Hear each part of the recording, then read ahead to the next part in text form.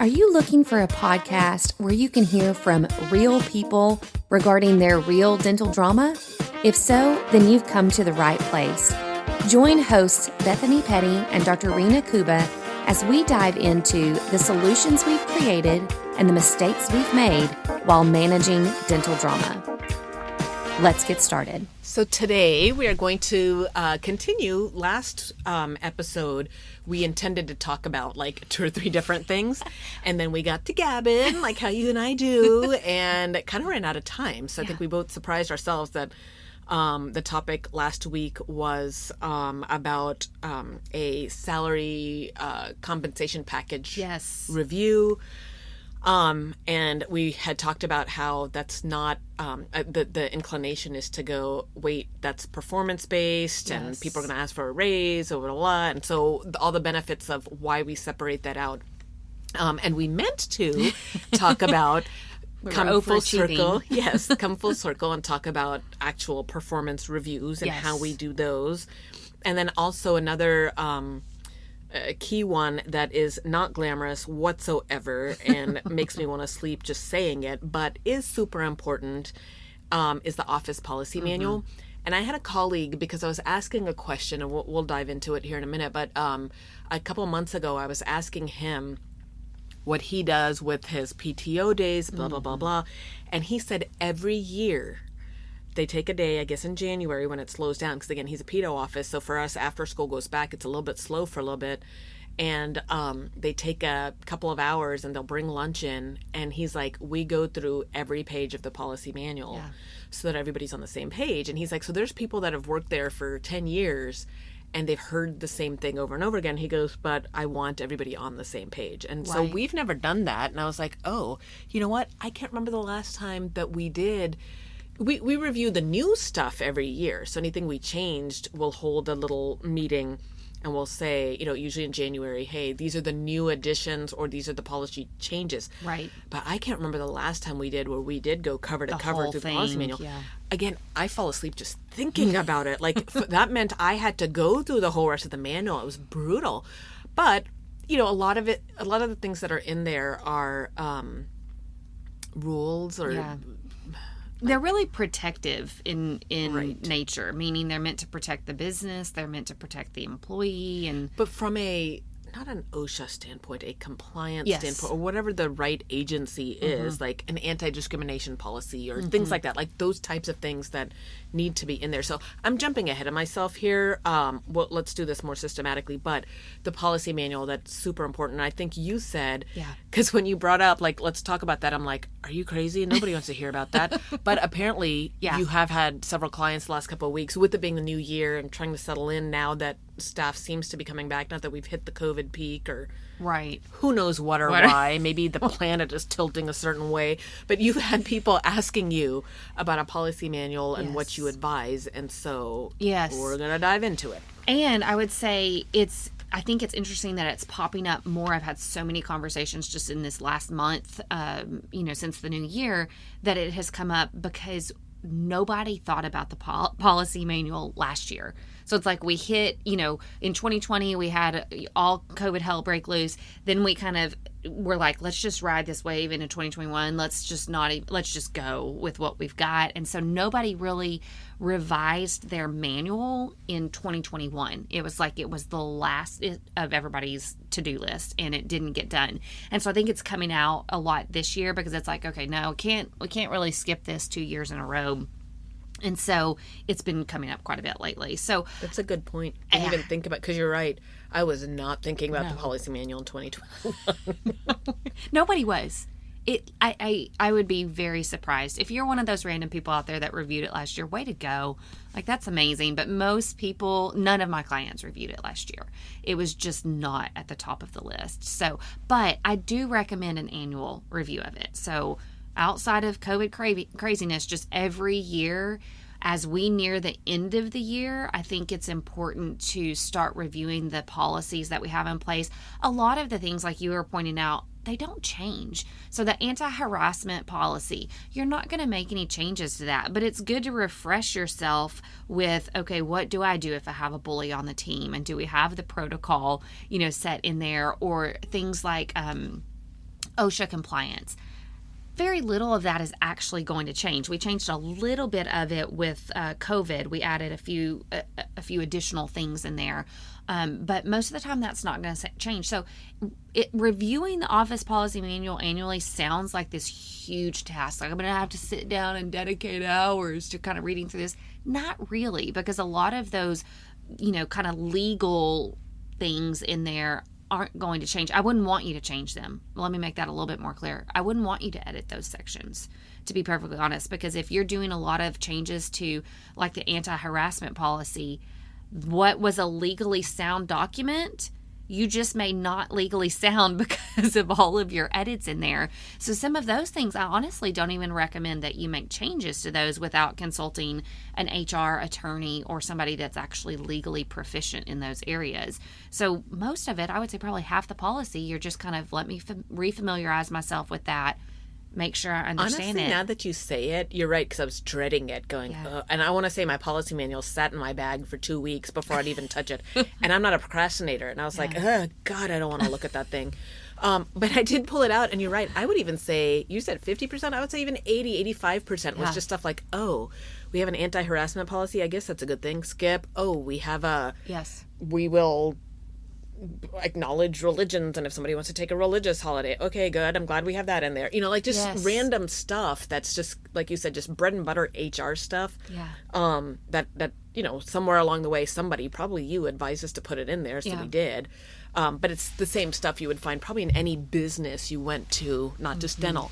And then came the stuff that was a little bit more, probably about 15-20% of that manual was stuff that's applicable to our office and things that we want and things like that. So, which needs to be in there. So I'm glad that you bring that up. So again, annually review it just so you're familiar, even with all of the legal mumbo jumbo that's in there. You need to know it because you are, managing the business. But the 15 to 20% that's in there, to me, the 80% or whatever percentage it is that's the legal stuff, you need it to protect yourself, to protect the business. The 15 to 20% is where it is so valuable to have a good office policy manual. So a lot of people will buy office policy manuals from, HR companies or, something like that, which there's nothing wrong with that. But if you were to take that office policy manual, it's going to have that 80% of the legal stuff and nothing else. And to me, that is not a very helpful office policy manual to have. You really need to have something that is kind of the rules that your employees are going to live by. And if you don't have that in there, it's helpful for like the most obscure situations that might happen. Like you actually do have a bully on your team. And wow, it actually fits this harassment, section. Like that is so rare. That's so rare. Like don't buy an office policy manual for like the weirdest of situations. Buy an office policy manual and then add the content to it that kind of guides your employees on what are the rules in your particular office. So I will interject here. I remember when I was an associate years ago, and I was very wary of the policy manual because his policy manual was like 200 pages. Oh gosh. And it's like everything that, so-and-so wanted, because, the policy manual wasn't clear. It was kind of vague. And then this situation came up and the practice owner felt like he didn't have a leg to stand on. And now the employee is like, well, I didn't know that. And now what's everybody else going to say? And this better not happen again. So in order to protect ourselves, let's create this policy and create this provision to this policy.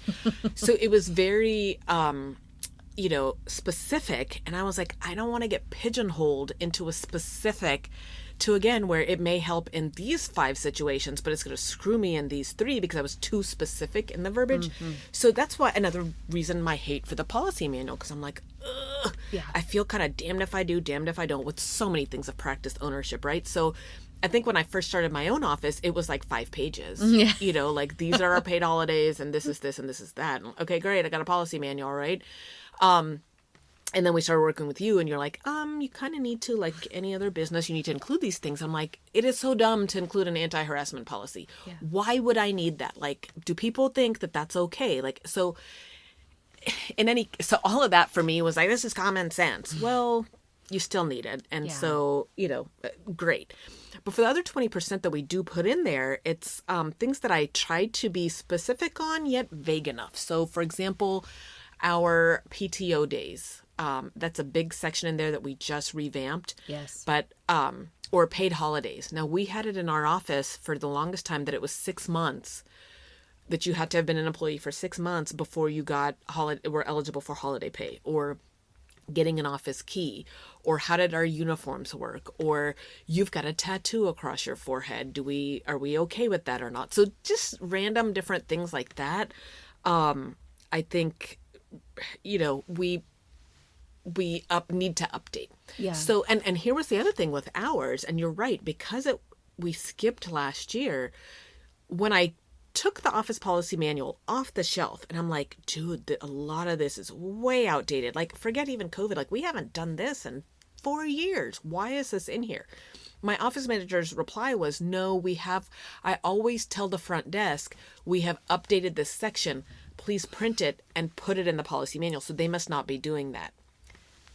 Regardless, it's still an incomplete policy manual, because if the employee were to go to something right now and you pull that binder off like I did, this is what it's got in there. So I guess you're asking people, or it becomes a finger pointing thing. At the end of the day, I don't have a leg to stand on. I mean, it's like the chart notes, right? It's like chart notes. Oh, I did this and I said this. Well, it's not in the damn chart notes. So, it's not in the damn policy manual. For whatever reason, like maybe you updated it, but it's saved on your computer at home. Yeah.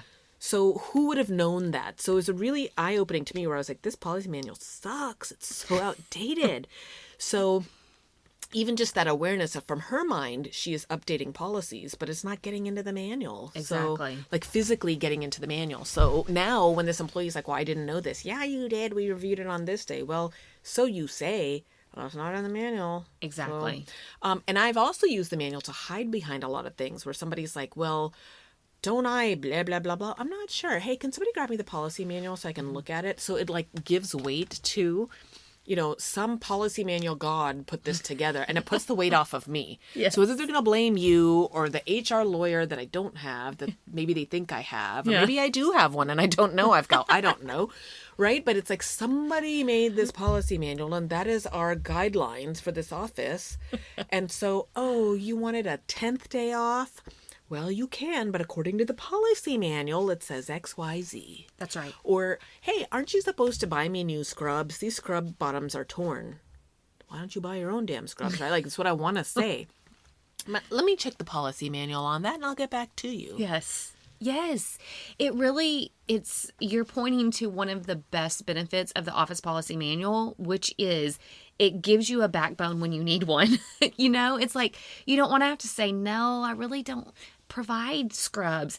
Well, you know what? Let's check the policy manual and see what that says together, because I am applying this manual across all. It is equal to all employees. I'm not playing favorites or doing special treats for this person or that person. And so it applies this uniform policy across the whole team. And it gives you a backbone to hide behind. Yeah, to clamp down on things that you need to clamp down on, and there can be random things in there. So I always like to pull out weird things that that clients have had to put in manuals. But at one point I was working with a client, and they had a lady on the team that was incredibly smelly. I mean, just very odorous, and it was not good.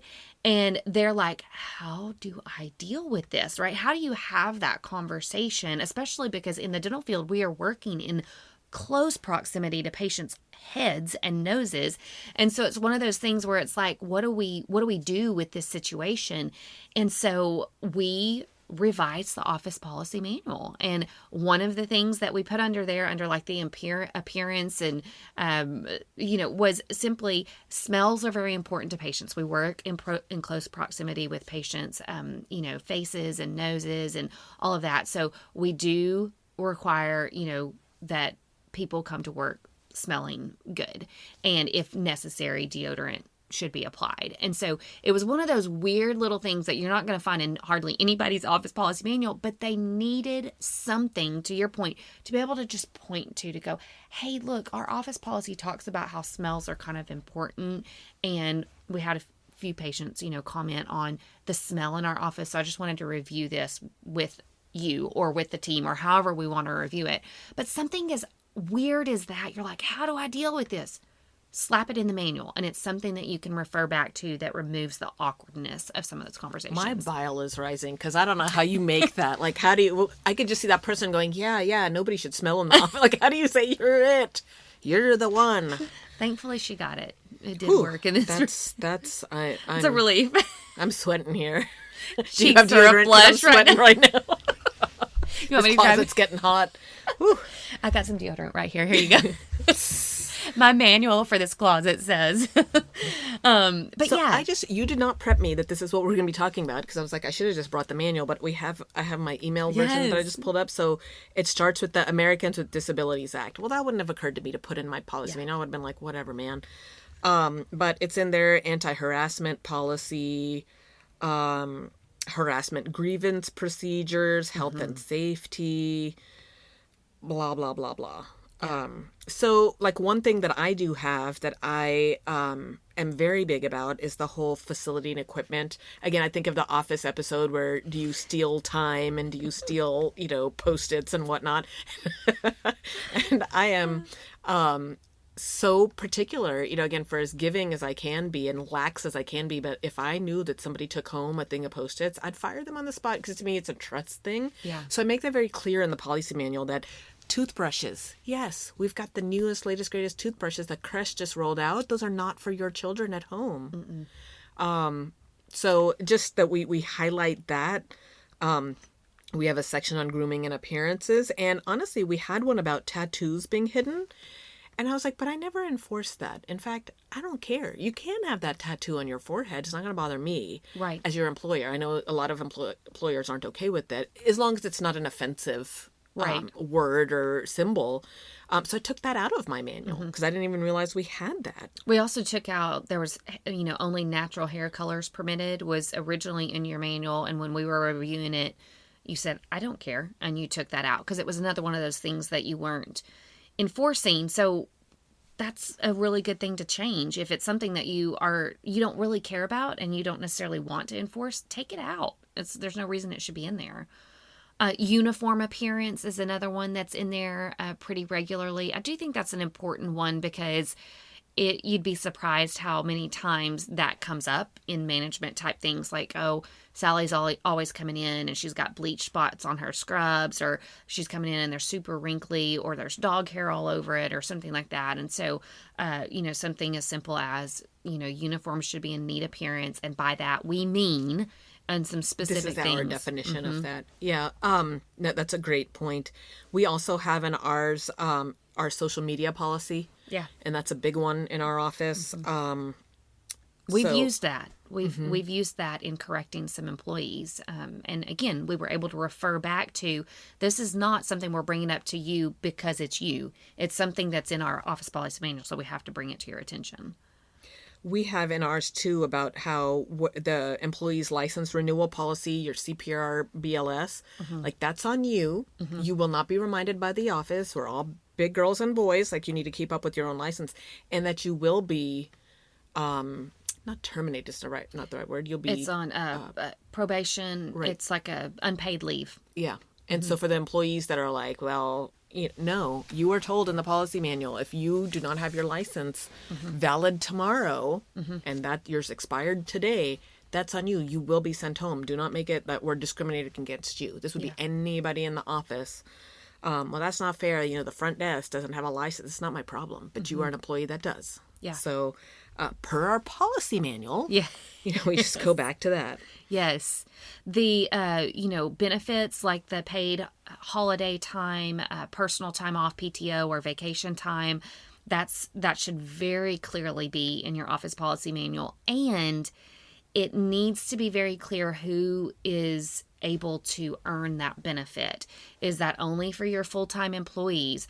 What is considered full-time? If that's not clearly stated in there, it needs to be very clear. You will wage war over that if it's not clear in your office policy manual, who's considered full-time, who's considered part-time. So that's another important one to put in there. Also, you had mentioned earlier the wait time. So when are they able to start earning that vacation time, or when are they eligible for that holiday pay? We just reduced that in your policy manual. It was 180 days, and we just dropped that down to 90 days. So that's another important thing to kind of think about in the manual. You could even put in things. I had a office that he had an employee that did smoke, and so she would go out and stand outside to smoke. It was a pediatric practice, and so she'd go outside and stand to smoke. Well, she was standing too close to the front door. And so then parents are bringing their kids in, and they're walking through. I know I'm weird about, like, if my kid, I am like detour around the smoke. And so she would go out and smoke right in front of the, close to the front door. And so we went back and had to, amend the office policy manual and just said, hey, first of all, this is the amount of breaks that you're allowed in the day. Because if somebody is smoking and they're needing to do that on an hourly basis, well, that's a problem. But also, if you're going to take one of your breaks and utilize it as a smoke break, you need to be at least 25 feet from the office premises.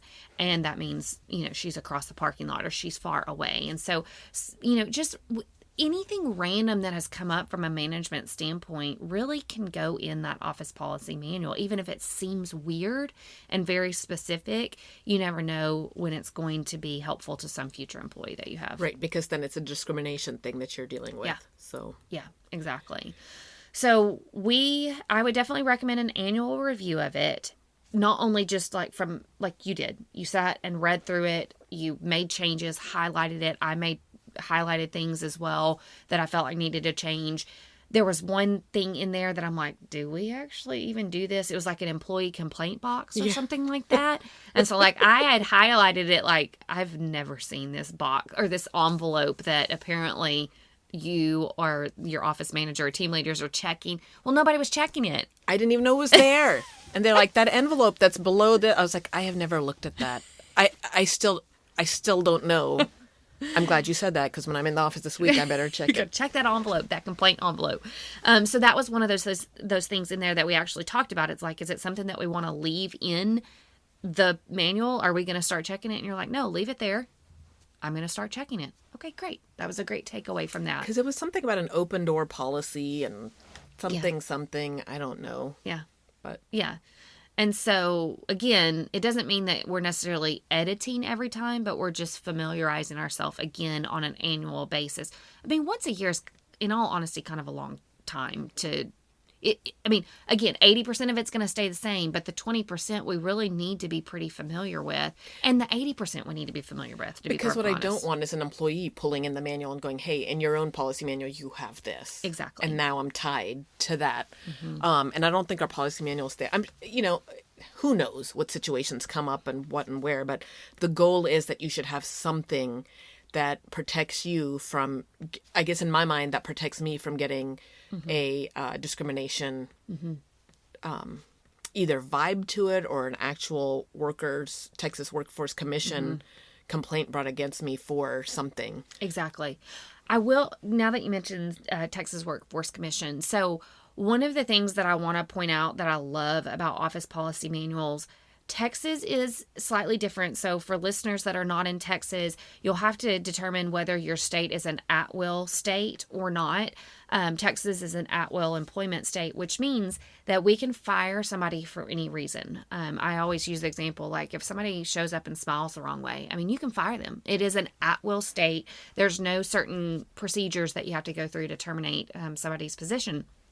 But the downside to being in an at-will state is that when we fire somebody, you're often getting, as a practice owner, you're often getting pinged with some type of increase on your unemployment tax because they are very likely getting awarded unemployment benefits, especially if it seemed like it was without cause. It has to be pretty egregious for the dentist to win.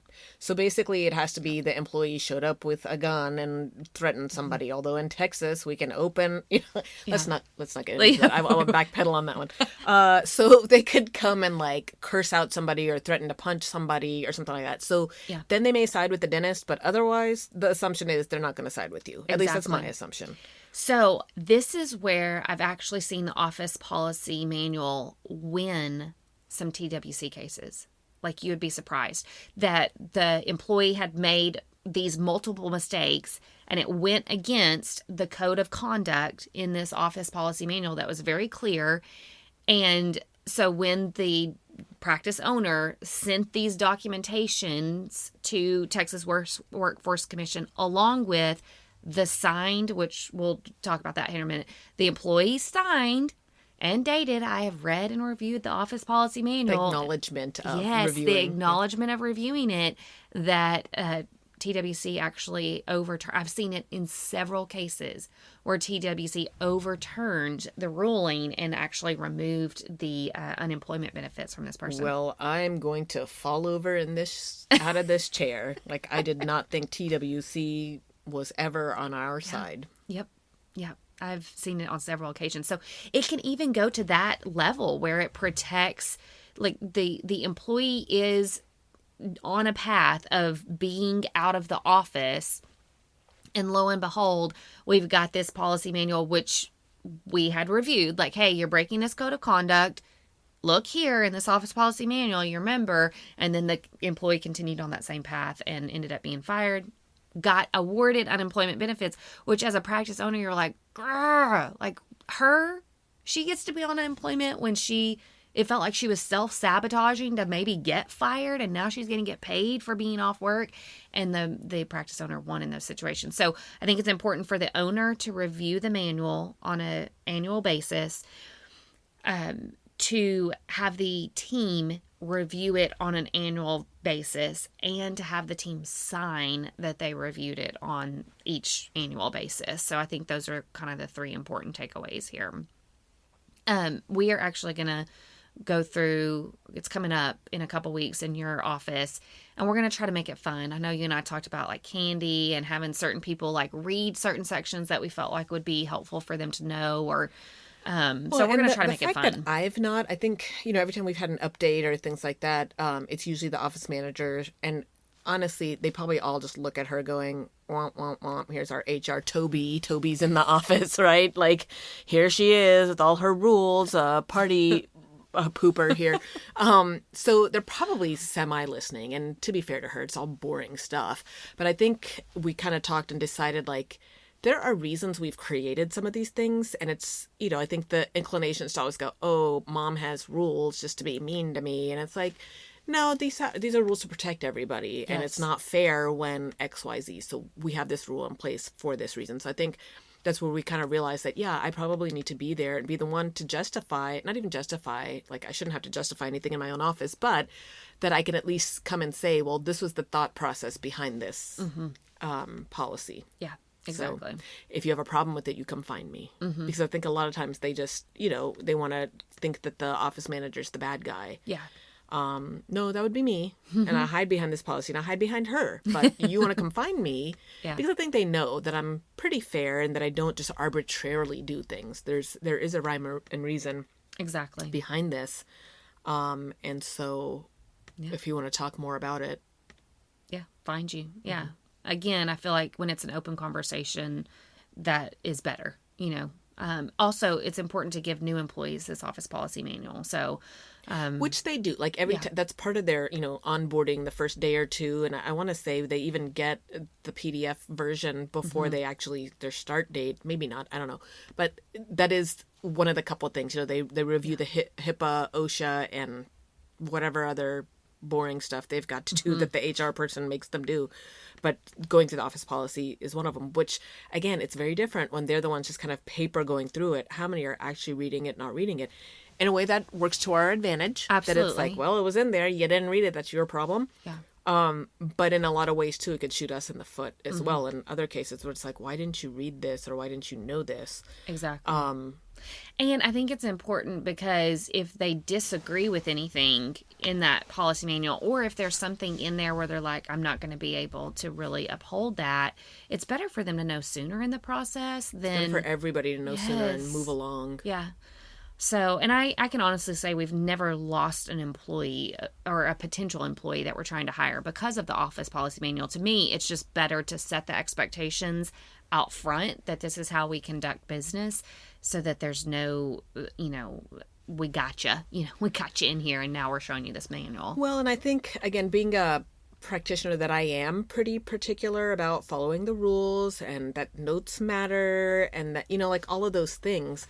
And a lot of, new hires that have come from an office that was more haphazard, which is great in a lot of ways, but it's not great in other ways. And so for an employee to come on board that's never been in a more organized, rule-focused office, they're going to learn real quick that no, this isn't, you're having your license isn't just a recommendation. Like you got to have your license. So how many times have I heard from, it's ridiculously over, I can't believe it's that common. But, when I put in a RDA post over the last year and I'm asking, hey, do you have your sealant course that you took? You're this. Oh, no. But I've done it in all these offices. And I'm like, okay, but do you realize that's illegal? Right. And many offices don't care. Well, that's on you if you don't care. But I do care because I don't want to get in trouble or I don't want that assistant to get mad at me, leave the office and then call the state board on me saying, hey, she's making us do these sealants without... So it just opens up too many doors. I know I'm very paranoid about that stuff. So not everybody is.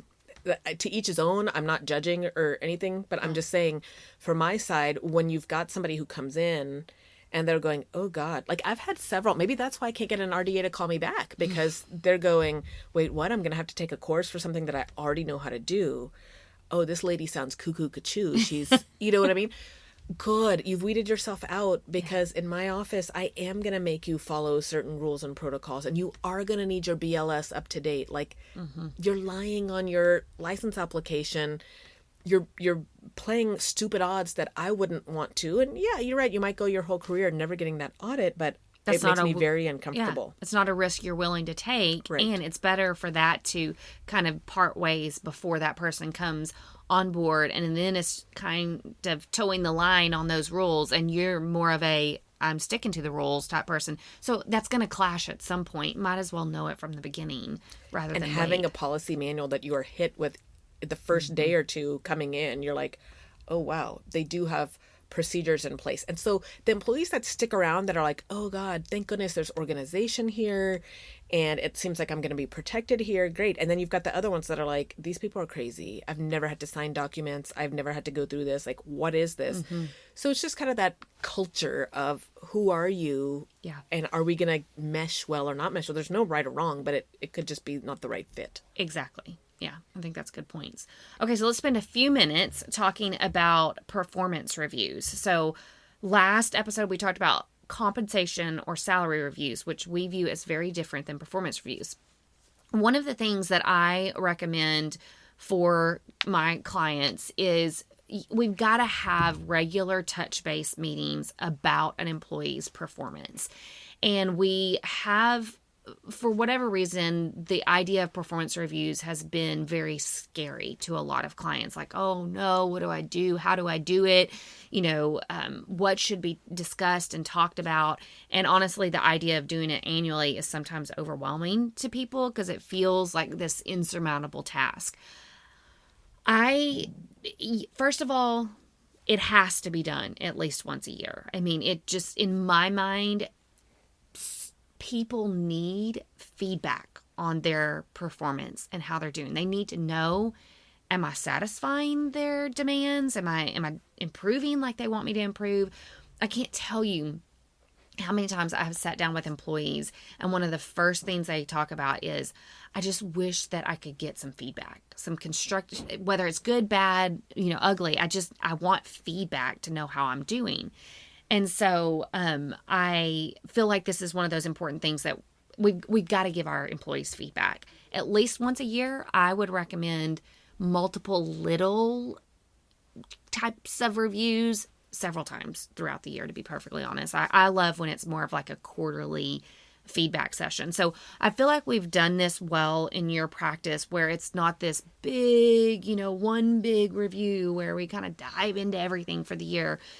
we do a lot of just a variety of little touch-based meetings. So I wanted you to kind of talk a little bit about how you feel like you tackle this in your office. Well, I'll be honest, I hide behind you because I am one of those people who I really cringe at the thought of it. And I think for me, for the longest time, and I recognize the pattern now, I don't think I did initially, but I would want to do reviews when I was fed up with somebody. And I'm like, we need to sit and talk about XYZ. And then I thought, oh my gosh, like all of these are going to be where people are going to go, oh no, reviews are coming. It's gloom and doom, right? And so, it took time and finessing over, but I think, now one thing that we do that we've done over at least the last year, if not longer, and I think it kind of stopped a little bit during COVID, but then picked back up, where we have this engagement scale.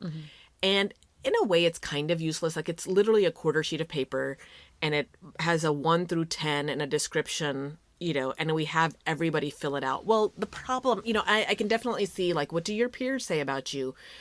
Typically, whenever I've seen those, it's always like either no comments are made. Right. Or they're useless comments. They're just really not that helpful. So I'm like, why are we bothering with this? We do it because it's still, well, at least we gave the opportunity. So if y'all didn't take the opportunity, so now like you're coming in, you're bitching about your co-RDA and, well, did you put that on her review? Oh, you didn't. So how is she supposed to know that? How's anybody supposed to know that? So that was your opportunity. Yeah. So now what are you going to do? Are you going to go set up a mediation with her? Or what are we going to do? Because you didn't take advantage of the opportunity to help exactly. Yeah. improve.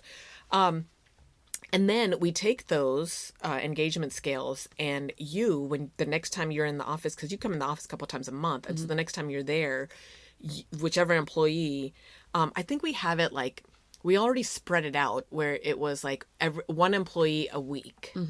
So it's just randomly scheduled at the beginning of the year where it was, RDA number 1 goes week 1, Hygienist number 1 goes week 2. And so there's a person in our office that's assigned to passing these out in morning huddle. And then she collects them. They come to my desk. I read through them. It takes like 2 minutes. And then I leave them for you. So the next time you're in the office, I give you the heads up going, hey, it's, Jenny's engagement scales are in my office. And then you pull that employee aside. I think the other way we've kind of done them, really, I mean, again, I hide behind you. Between us and our leader meetings, we kind of figure out who or what is having an issue or who or what may be presenting with an issue. And then we'll take that opportunity to go, oh, you know what? Like these are the 2 people that might be the issue people, but we haven't checked in with these 2 either. Hey, Bethany, can you touch base with these 4 people next time you're in the office? Or can you call, like if it's a remote person, hey, we haven't checked in with so-and-so in a while. Can you just call this person? So it's just kind of, I don't know. Is there a system that I'm not aware of because I punted to you so much? No, I think that is the beauty of our system. Is it's very much we've got this hard and fast engagement scale that is nobody's going to get overlooked. Everybody's going to get that engagement scale, and so that's almost like our fixed review that happens. But the rest of it is really based on what's going on in the moment. So if we're having a persistent issue that kind of keeps popping up with an employee, then we'll make sure that either myself or oftentimes what we'll do is we'll tag with your office manager and go, hey, you know what, this is a consistent issue. And can you set up a meeting with so-and-so to do training on this and this? So it's not necessarily a performance review, but it's like, can you train them on this because this is an area of weakness for them? Or, me, Bethany, can you go and talk to them about, what is their plan? Because they keep coming in late. So what are they going to do about that? So it just kind of is depending upon the moment, to be perfectly honest. And I think this is where, and I've never connected it, just kind of fell ass backwards into it, just following along here. But it is now, and we had that whole episode on our leadership team. And I think that's the other major beauty of it is because there are, between the 2 team leads, you and me, that's 4 of us, that we all have a different pulse. Like, so one of them, she works remotely, but she can see all the charting mistakes and errors while she's doing her portion of things. Then she sees the front desk mistakes because of XYZ. The other team lead's in the office. And so she's seeing all the inefficiencies or problems that are coming up in the office. And because those 2 talk to each other to go, hey, well, this happened, well, that happened. And they can defend whoever, or they can pounce on that person. It's like, it depends on what it is. And then they talk to you. So a lot of times I'm not even in the know. Y'all have just handled it. And other times I am in the know. And the four of us are looking at each other going, is this really that big a deal? Is it not that big a deal? Who should present it? Like, what's the best constructive way, productive way? Because at the end of the day, I could still, pick on you for XYZ. But the point is, I don't want to, say you made this mistake. You're never allowed to make a mistake. No, but it's like, what were the ramifications of that? And how do we prevent that from happening again? Mm-hmm. So is it that you were too tired because your husband's been out of town, or is this that you truly don't understand this part of your job? Or is it like, what is it? So we can dig deeper. Is this a training issue? Because that's easily solvable. Exactly, or is this a you don't care issue? Because that's a whole nother thing to talk about. So it really gives us a chance to touch base. And so oftentimes it's you who kind of starts that, and you're the soft, gentle, and then you'll come back to us and you'll say, oh, this person said this. And we're like, yeah, they're full of, that's BS. They know it. We know it, whatever. So then it can be punted to somebody else. But usually you're like, well, but they said this in this context. And so it gives us a moment to say, well, it is BS, but I guess I can see why she thinks that. Mm-hmm. Okay. And we put a different person on it. So then it might be me. Yeah. Hey, you know what? I was hearing this. I saw this. Bethany said this, but in my viewpoint, this is what I'm seeing. So help me connect this, this path. We have an associate. Sometimes we'll punt it at him. Yep. We're like, hey, you need to address this one with this person because I think it impacted your treatment in this way, and they need to see your thoughts on it and why you were upset about this, and what are your suggestions to making sure it doesn't happen again? So I really think the leadership team model has been enormously helpful in sorting out all these little problems, because we have multiple perspectives on it. And then we also have multiple personalities to tackle whatever it is. Yes, it's really a tag team approach. And I think that's what kind of demystifies the engagement with the employee, because it's not this formal meeting that's been set up. Now, sometimes the employee knows, hey, Anne's going to be training you on this because we've realized this is a struggle for you. So that's more on the books.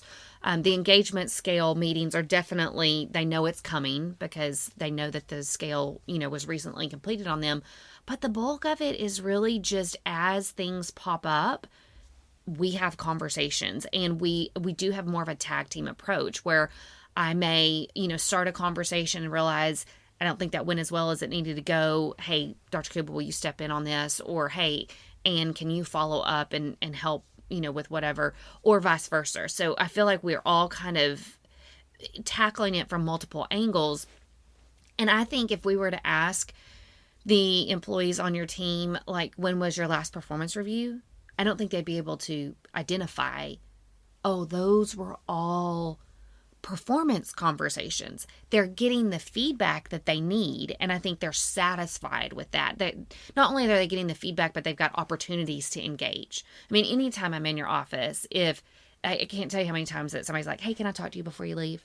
Absolutely. Like, yes. What do you need to bring to the table? And so there's enough accessibility between all those leaders on the team that the employee has access. And then we're also identifying as a leadership team who we need to give feedback to. And we're tagging the right person in to that conversation. And then built into that then is, say I had the conversation with Jenny about why she wasn't ordering the toothbrushes. And so I got her feedback on that. And I said, well, why don't you change your system to this? And why don't you this? And then I'm needing to come back and tell you and the other two what was talked about. So I'll send an email and I'll put, Jenny and I talked on this day. We discussed this. Her issue is this. She recognizes this. This is our plan. Mm-hmm. And then the office manager uploads that to her employee file. So yes. It's like we are keeping track of these conversations, because a lot of times it might even be, 6 months later, we're like, wait, was that Jenny who was struggling with this, or was that Sally? And it's like, oh, wait, we've talked to Jenny 3 different times about this. Mm-hmm. Yeah, Bethany, because you talked to her here, and then Kuba, you talked to her here, and then Dr. Associate talked to her here. Mm-hmm. Oh, this is a bigger problem than I realized. Or the other way. Well, it's like, no, you keep saying that Jenny's doing this, but we only have this. That was like 8 months ago. We got to let go of that and let Jenny have a chance to improve because she has improved. It's not been a problem in 8 months. So you're hanging on to something that's 8 months old. Give me something newer. Was there anything? Well, no, I guess you're right. Okay, then let's forget the old and let's move on with the new because yes, we did have to talk to her 4 times in these 2 months. But we have not had to talk to her in the last 8 months. Look, the notes show that we have not had to. So it really has been, like you said, it's taken out the yes on all parties. Like, because if we do put reviews up there, then the team is like stressed now. And so it does make it a good opportunity to just snip it out as it's happening. Well, and to me, I equate it a lot to parenting. It's like I would not go a whole year with any one of my kids and not give them feedback on how they're doing as a human being. Those are daily conversations. Sometimes not even daily. Sometimes it's like, hey, wow, Cosette, I really noticed you've been really sensitive this week. You tend to kind of lash out when you're sensitive. Let's talk about this, right? And that's just a simple conversation that occurs in the moment because it's relevant in that moment.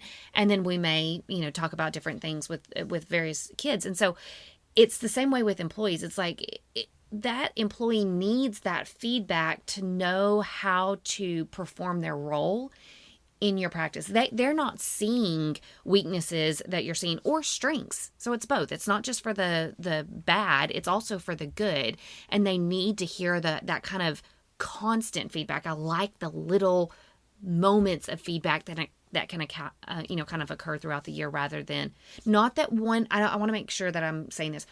Having one performance review per year is not a bad thing. I'm not saying it's a bad thing. It just puts a lot of pressure on that one meeting. Well, and that too, if you could have corrected something 4 months ago and the employee's like, well, I didn't know this. Why'd you wait 4 months to tell me this? So it's like everybody's a loser in that regard. I think the other thing that I really like about this system is that when I need to hide behind something, like if somebody comes to me and it's like, well, I'm like, that's a good point. Let me go back to the team leaders and I will get back to you on that. And that helps me kind of evade a moment. It also helps them go, oh, they do think through these things. And I can't remember, it was in one of the financial reviews last week. And the one employee asked a question. And 5 minutes later, she had her answer because I was like, well, you're asking that, and you're laughing, you know where I'm going with this. She asked something, and I said, well, the answer is not a simple yes or no, because if this, then that, but then this, but then this brings up that. And so in this case, this, but what if that's not the case? But what if this happens there? And I didn't even realize I was going off on this. I was literally like talking out loud through my brain and like what, scenarios could play out. And then I caught myself, 10 minutes into it, 20 minutes later, and you both are just staring at me. And I'm like, oh, okay, what was your question again? Your question was this. Well, do you see how I can't just answer you a yes or no with that? And of course, you were like, I could have answered that in 2 sentences. And I'm like, oh, okay. And her reply was, oh my gosh, to see how your brain works. And not that she was saying I was this genius. She was actually probably saying kind of ADHD, like, what are you doing? But it was useful in that she could realize that it wasn't just this arbitrary yes or no. It's like we do think about these things. Yes. And because she doesn't plan a day ahead in her life and hasn't ever, and how she functions, I don't know. But it's like when you come to the big girls table, like we plan ahead and there's consequences and strategies and we weigh out things, and you've never done that. So I think it was a good thing for her to see that we're not just flying by the seat of our pants here. Like, exactly. We're literally not falling ass backwards into things. There's a lot of thought. There's a lot of thought and a lot of strategy on things. And I think it was important for her to be able to see that. Well, and even and I can't remember what she asked, but it had been something that we had spent a lot of time talking about in our leadership meeting.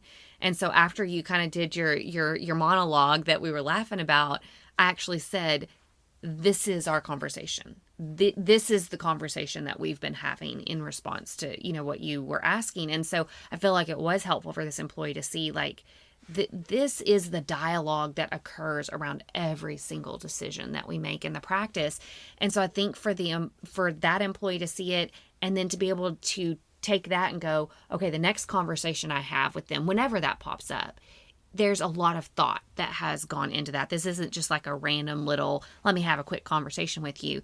It's tied to something that has been discussed ad nauseum in the leadership meeting. And I felt like that was really helpful for her to see that. Yeah, because I think a lot of the people on the team have no clue what, fair enough, to run a business or to look at overhead decision making or things. And, they're sitting there pissy about the one day they didn't get to take off. But I'm like, but you're only looking at it from your little scope or whatever you requested. Well, why can't we X, Y, Z? Mm-hmm. Well, if we did X, Y, Z, then this is the consequences of that decision. Yeah. Oh, what do you mean? Oh, you didn't think about it? No, they really didn't. Mm-mm. And so, okay, well, let me do that. Let's think through this. Kind of like you said, like with our kids, like I have to go to my 8-year-old. I'm like, okay, well, here's what you're proposing, that you don't do your homework and that you get to watch 2 more movies. Well, I'm glad that suits you, but here's the problem. If you look beyond you, and I think that's easy for team members to do that. They just look at me. Mm-hmm. And you know what? Fine, you're not the practice owner. You didn't ask to be. That's my problem. True. But at some point, decisions are being made for a reason. Yeah.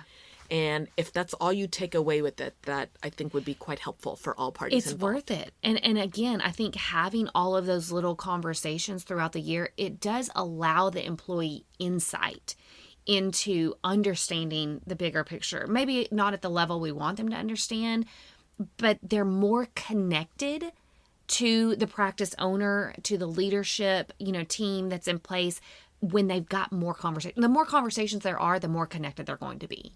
And if the performance reviews, and I'm using quotation marks there, if all those little meetings allow that insight for the employee, it's totally worth it. It's worth the investment of time.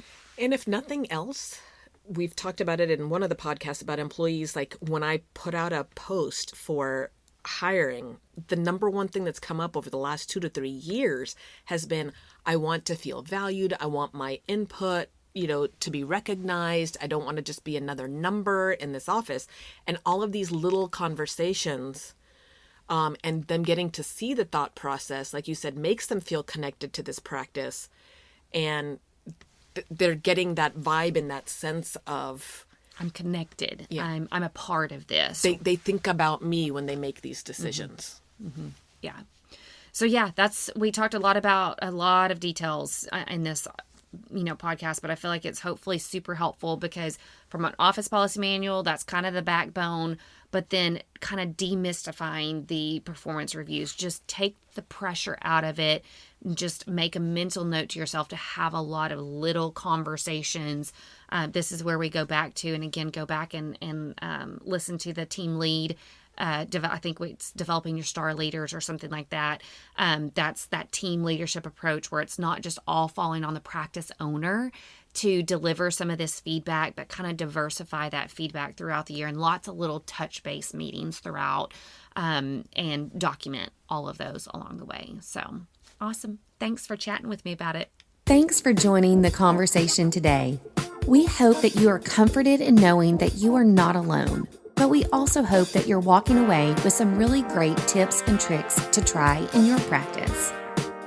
We value your feedback, so please take a few moments to rate and review the podcast.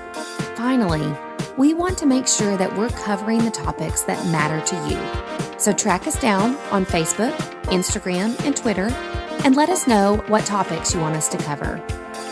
As always, please know that we are rooting for you today as you manage your dental drama.